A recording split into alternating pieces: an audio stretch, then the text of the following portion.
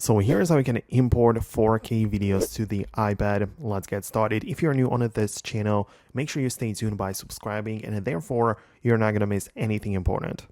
Essentially, if you want to bring some 4K videos to the iPad, well, it's not really ideal to use, for example, AirDrop between your Mac and iPad, for example, and even using cloud service. I mean, it may work, but if it's a long video in 4K, which is a good quality, right, it might take up a huge amount of storage.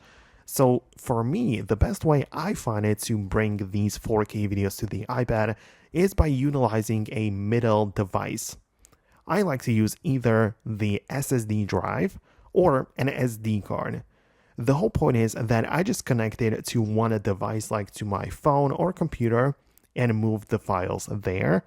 And then once I have it on this external drive, I then connect it to my iPad.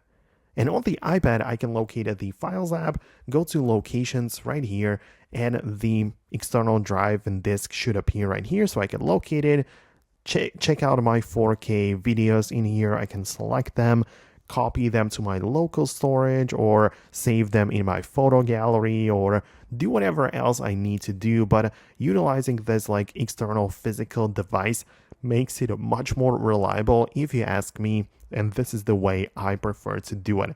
If you have something specific you want to ask, or some things that you have on your mind regarding this topic, let me know about that below. Thanks a lot for watching, and I'll see you later.